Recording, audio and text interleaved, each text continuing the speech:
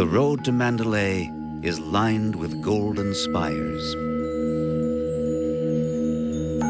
Myanmar. Over the years, political upheaval has rocked this ancient land. It rocks it still, but one thing has remained constant. The faith of the ancestors, Buddhism. Here, it is still a living force. Here, the Buddha is still venerated for his love of all creatures. Absorbed in prayer, the people of Myanmar blend their personal life into the spiritual world.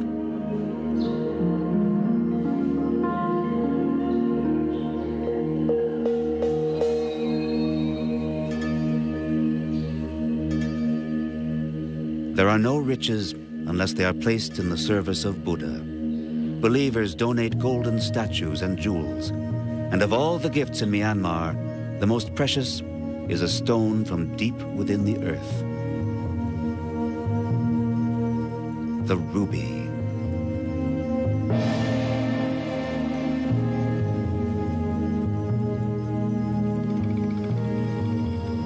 After decades of isolation, Myanmar has emerged slowly into the modern world. Precariously balanced between past and present, it floats on the currents of a new day.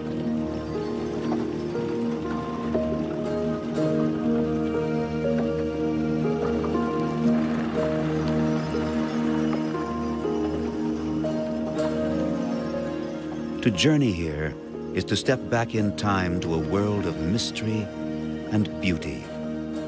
A land as hard and as lovely as its symbol, the ruby.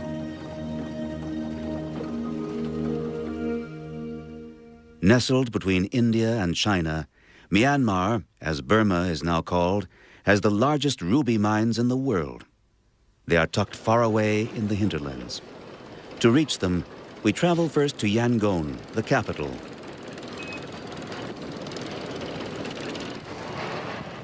The harbor is the gateway to the outside world. But in the streets of Yangon, there beats the heart of the country. Pagodas, monks, believers, and above all, rubies. The ruby dealers meet in Sway Bon Ta Street. Deals are made over a cup of tea in one of the many little sidewalk tea shops. An illegal market, but one that is tolerated. Still, nobody likes to be watched when showing the little red jewels.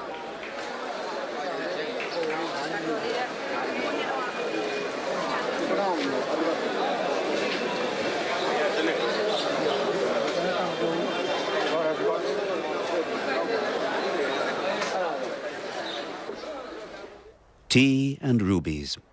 Both have a long tradition here. 100 years ago, it was the Maharajas who sold their rare gems to the Europeans. Today, the military controls the state ruby mines, and the country too. With Captain Kin Ng Zhao, we are about to undertake an incredible journey deep into the heart of an area that has long been closed to foreigners.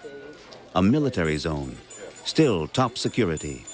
We set off from Tung Gi and travel into the notorious Golden Triangle, perhaps the most infamous drug-growing region on Earth.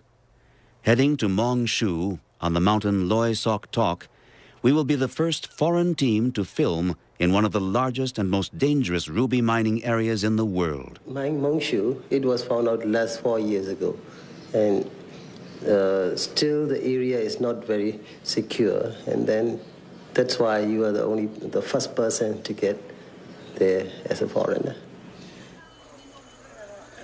The area around Mong Shu achieved notoriety as the territory of the warlord and drug kingpin Kun Sa, who battled the Burmese government and its forces for years.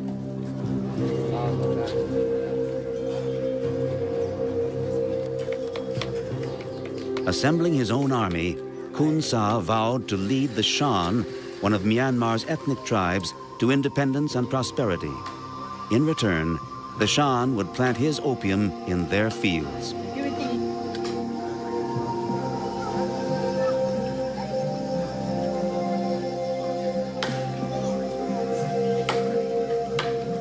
Today, after years of civil war, the peasants are as poor as ever.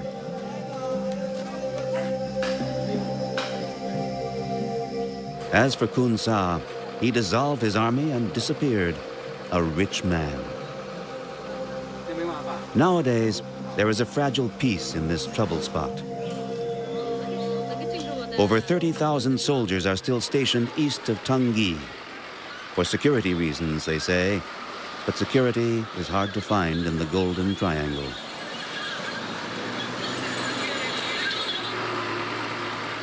We too are given an escort of 60 soldiers. The soldiers are changed at every stage of the journey. We are announced and handed on from village to village. There is much talk of bandits and thieves and other scoundrels lurking on this road.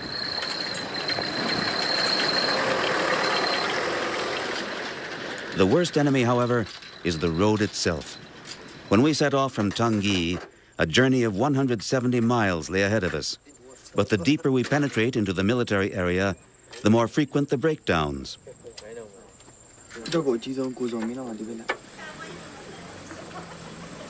The mine on the mountain seems close enough to touch, but once again, our jeep is stuck in the mud.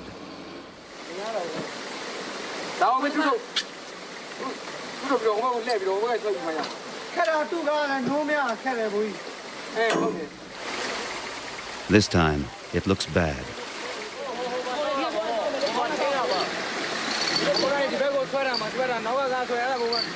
Captain Zhao seems worried. Will we have to turn back? Spend the night in the middle of nowhere? But more and more helpers turn up. For when we get stuck, the cars behind us also come to a halt. Our escort becomes a towing service, a well-armed one.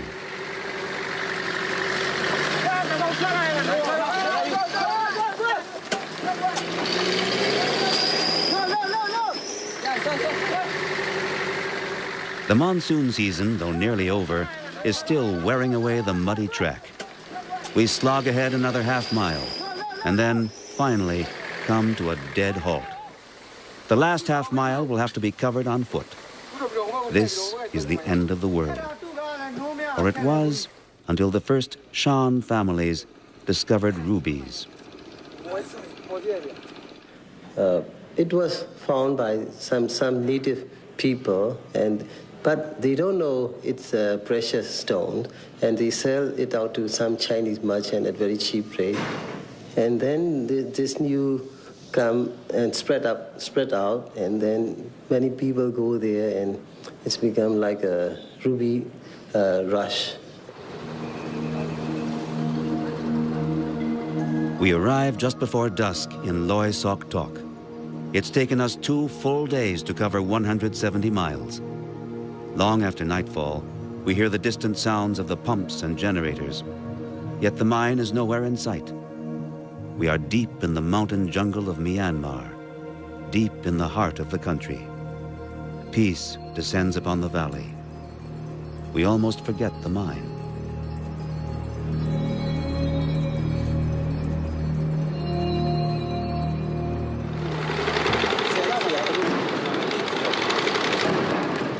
But dawn comes up like thunder in Myanmar. The next morning, we are awakened by dynamite blasting. On Loy Sok Tok, the hunt for rubies never stops.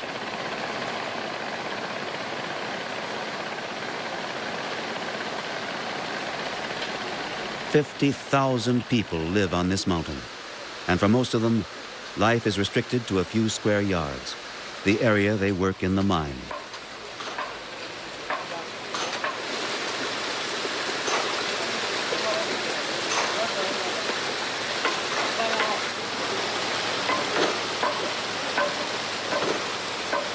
They leave the open air behind and head into the depths, 190 feet down the narrow shafts.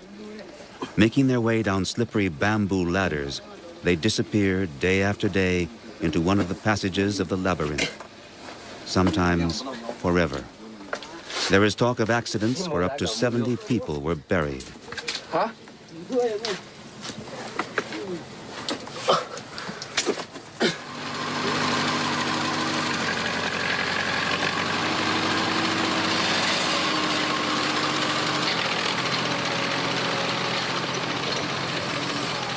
While the technology is not modern, work at this mine does follow a system. The rubies must be lured from the mountain, the gems separated from the rock, and so a great human machine has been assembled.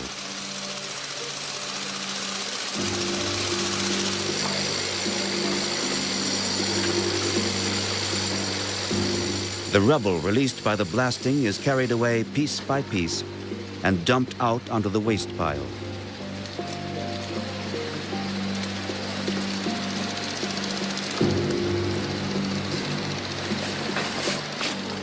Hundreds of times a day, the men carry the rocks down the muddy steps. In rain and heat, they march in single file to unload their stones.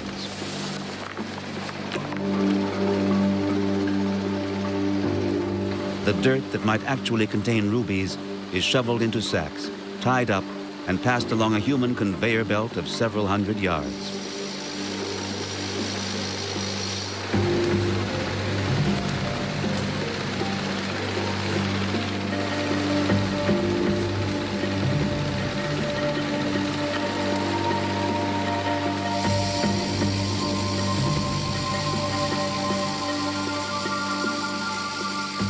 Again and again, day in and day out, the same motions send the sacks down the line to the first sorting station.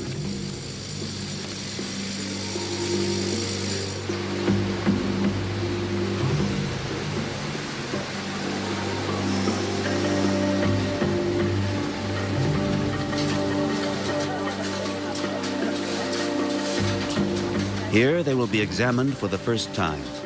In large sorting pens, the stone is separated from the dirt.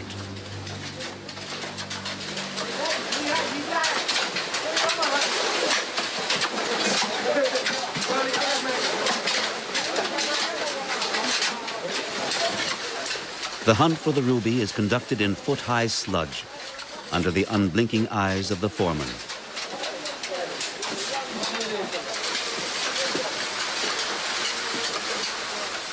Washing down the dirt, the men cull the stones from the mud.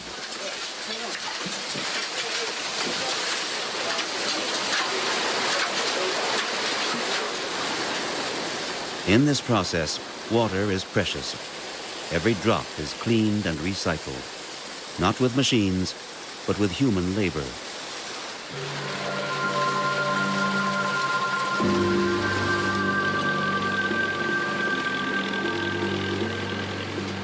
Life in the mines may seem harsh, but Myanmar is one of the 10 poorest countries on earth. And here at Loy Sok Tok, each worker actually earns double the national wage, 4,000 jets, about $40. For this, workers come from all across the country. The hunt for treasures moves mountains and homes. Until 1992, the bamboo huts of the Shan mountain tribes stood here. Now, there is an ever-expanding lake.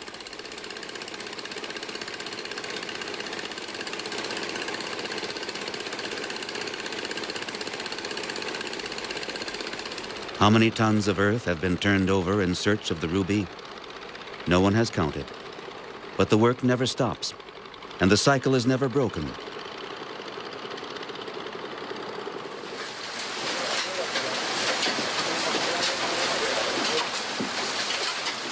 The sorted material goes into the sacks. The sacks are collected and passed on once again.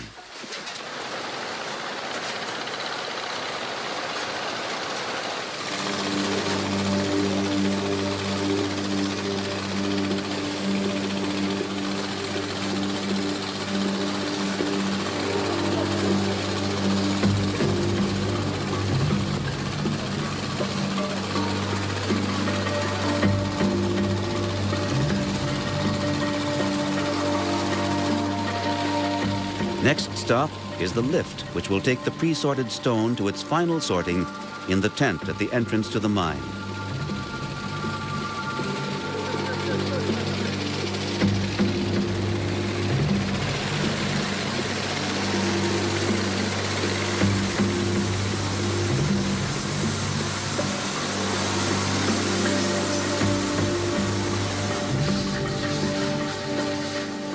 Down below, over 200 sorters are at work, looking for rough stones.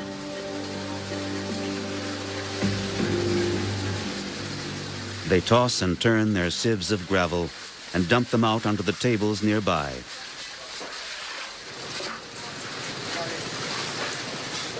Their job, in a sea of brown, to find anything that glitters red.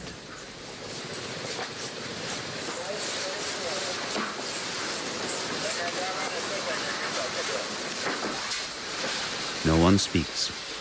They stare at the gravel before them, searching, sorting. The waste pile at their feet grows. For hours on end, they stand on sharp stones and splinters, motionless, always in the same position. They sort with one hand, the left hand folded behind the back. Temptation is great, so the sorters are changed every 6 months. Only the foremen remain, and they never take their eyes off the sorters' hands. They control the workers and their work, often discovering small ruby slivers swept almost carelessly onto the floor.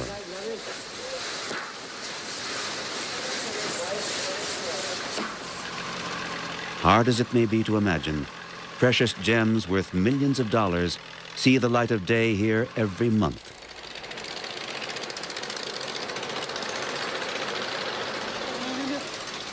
Of course, the workers dream of sharing in this wealth, but between their dreams and the reality, there is a large gulf.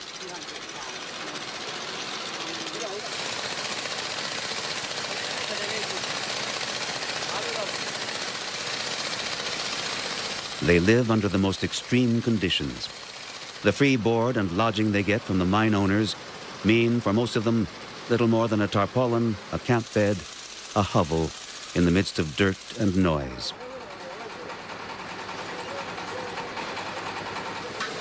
Only when the oil simmers in the wok does the atmosphere mellow.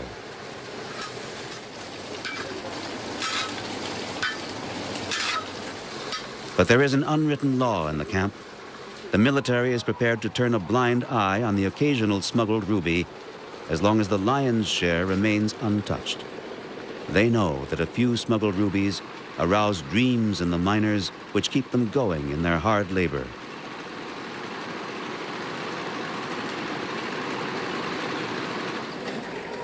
And it is this dream which breathes life and color into Loy Sok Tok, which attracts the ragtag crowd of ruby merchants and wheeler dealers who have settled at the entrance to the mine. When the workers leave the mine in the evening, the dealers are waiting for them. Meal stones are at issue here, small stones sold to supply a family's basic needs.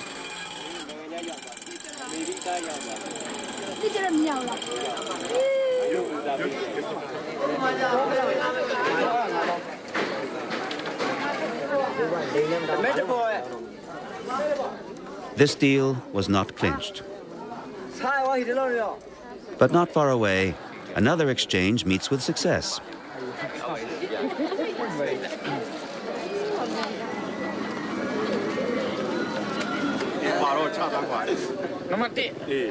For ordinary people in the ruby business, everyday life is measured in the stones they hold.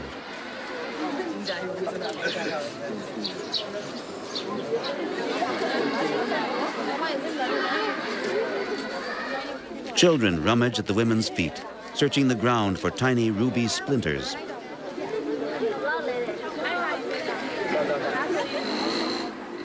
Farther down the road are the shacks of the more successful dealers. Their transactions with rubies are legal as long as both trading partners pay the 10% tax demanded by the military. How many actually pay the tax? How many stones pass through here? No one can say. These deals are clinched in the back rooms.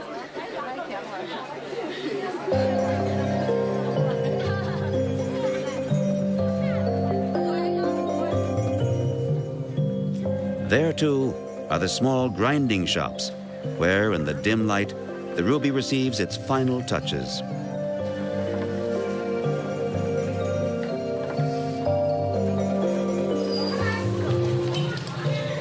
It is mostly the small rubies that are processed here, Tiny stones, so fine only a practiced artisan could work with them.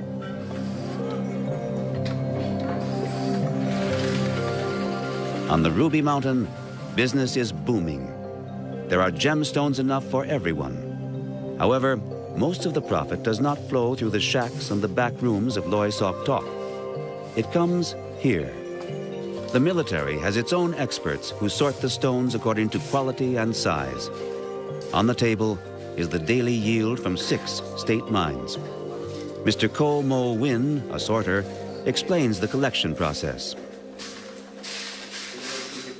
Figure the packet in first, go to the safe. Every sorted parcel is deposited in the safe until there are enough to be sent to Yangon. That's at least once a month, sometimes twice. We ask about the bundle he's holding right now. Okay, so, not good, not bad. This enigmatic response might conceal almost anything, even wonderful 4-carat rubies like these, worth $40,000 apiece.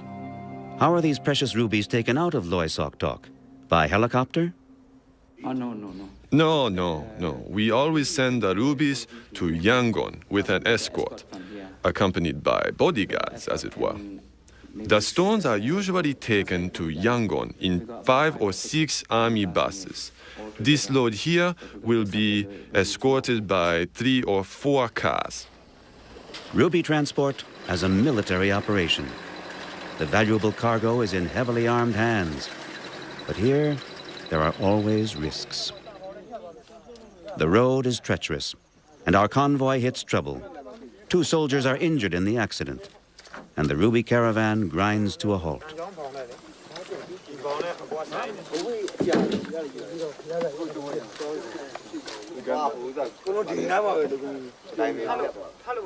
The munitions are collected, the next camp informed of the incident by radio, and then the work begins.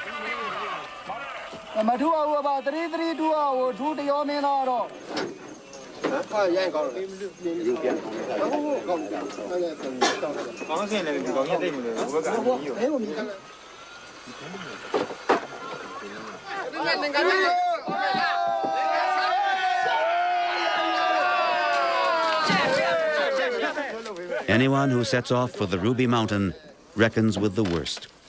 The route always seems to take its toll.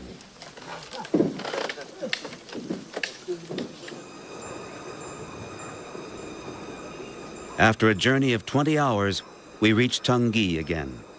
This quiet little town is only 170 miles from the mines, but it is worlds apart. Here, civilization rules again.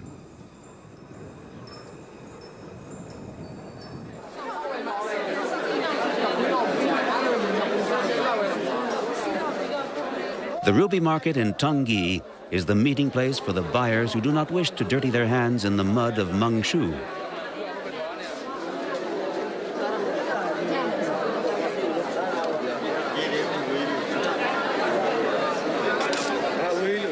Most of them buy stones here in grand style and take them just across the border to Thailand. For a mere 500 miles away lies the center of the international ruby market, Bangkok.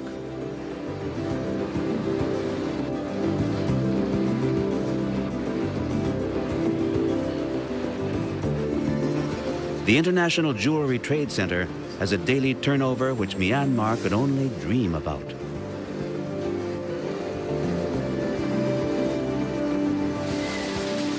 The biggest jewelers in the Asian world have settled here in Bangkok.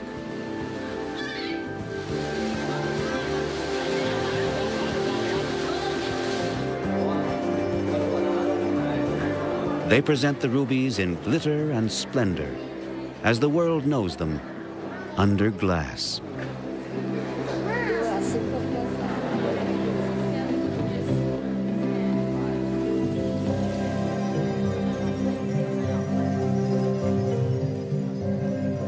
These are rare and sparkling treasures, precious jewels, symbols of power, wealth, and eternal youth.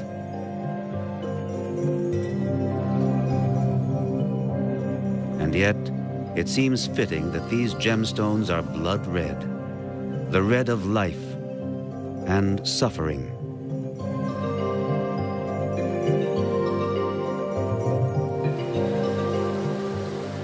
It is a strange irony that these incredible riches were born in the mud of one of the poorest countries on earth. A country where, in the sludge of daily existence, faith glitters like a gem, where beauty and adversity are both facts of life, here in the land of the ruby.